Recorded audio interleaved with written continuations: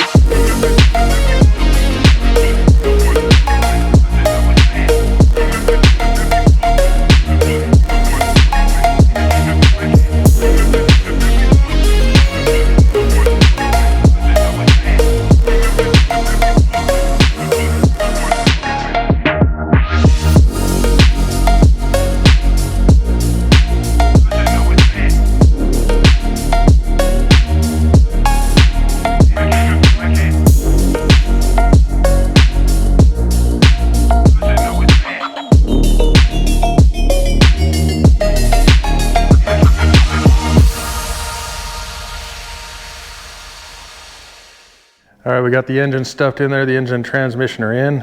One thing we ran into, I did have to swap motor mounts on the block from side to side. I had them on the wrong side, but we got it slid in there. I did have to pull off those coil packs I had on. They were kind of hitting. So we pulled those off. Got this thing put in there. Also, this was hitting. I'm not even sure what this thing is. Leave it in the comments, what is this thing and what's it for? But that was hitting the firewall a little bit, so I'll have to touch that up. Got that factory cross member in there. Transmission all mounted up. So I'm just gonna keep going on this, putting stuff back together that I can and that I have stuff for. So I do need to torque down all these motor mounts, get them all tightened up and snugged up, because like I mentioned, I left them a little bit loose so we could get it where we needed it. So I'm gonna get those all snugged up first, put these coil packs back on, get that lifting plate off of there, put the valley cover back in, the knock sensors, all that stuff. Just kind of tinker with what I got and what I can throw on. Maybe I'll throw the transfer case back in, get that off my floor. Next week I'll figure out the computer part of it, the wiring harness part of it, what all I need to do as far as that stuff goes. A box showed up today with the fuel lines, so I can get going on those at some point. I've got the tanks, the sending units, the pumps, all that stuff. I got quite a bit of work ahead of me, but I'm gonna get going on putting some of this stuff back together.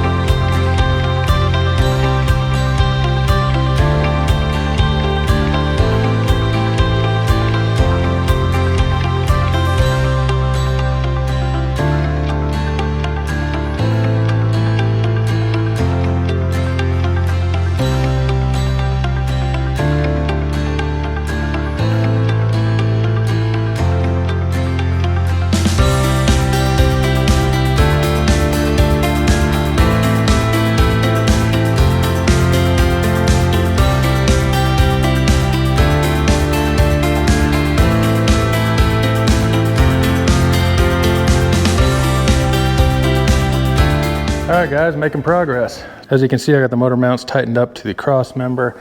That was kind of a pain, but we got those done. Got the coil packs thrown back on, got the intake on. Before I did that, I put new gaskets and that valley cover in there for the knock sensors.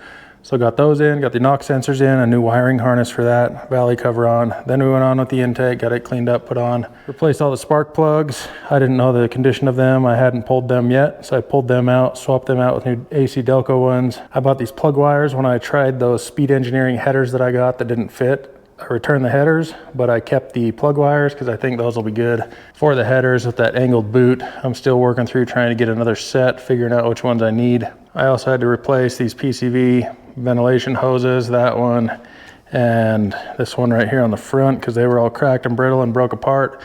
So I got new ones of those. And then these are the spark plugs that I pulled out. They aren't in too bad a shape.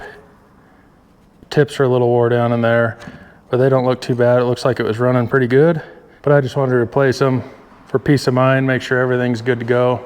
And I've been cleaning up the garage a little bit, so we're just making progress little by little. I still got to throw that transfer case back in. I got a little bit of work to do on it before I do that. So there's also a body ground that was on the back of the engine for the Escalade. I just spun it over. It's a strap right here, and I tied it to where a factory body ground on the 85 was. I don't know if you can see that.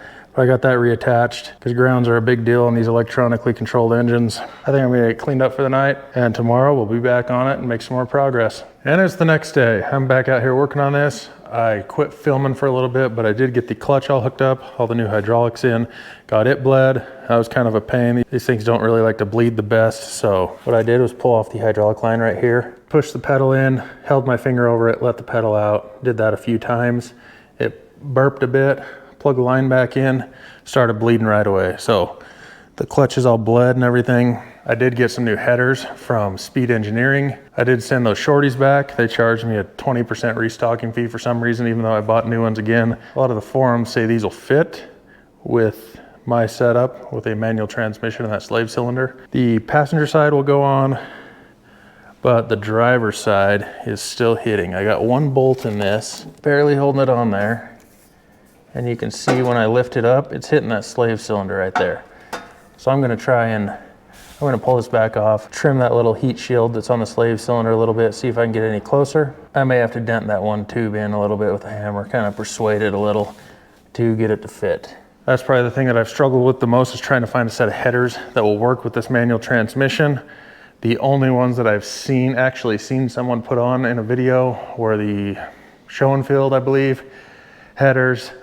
They're like 320, 330 bucks. And they come with a coating on them that's for shipping only. So you got to strip that off and then recoat it. So that adds another couple $100 if you go ceramic coating or whatever. And I didn't really want to spend that much money. So I think I'm going to try and make these work. I'm going to make sure that other side fits first and try and make this work on this side. Worst case scenario, I spend that extra $200 that I saved and go with a hydraulic throwout bearing and get rid of that slave cylinder. So I also got the transfer case in this. So it's all in, brand new transmission seal. So I'm just gonna start tinkering on things, start working on these headers right away, and then move on to something else.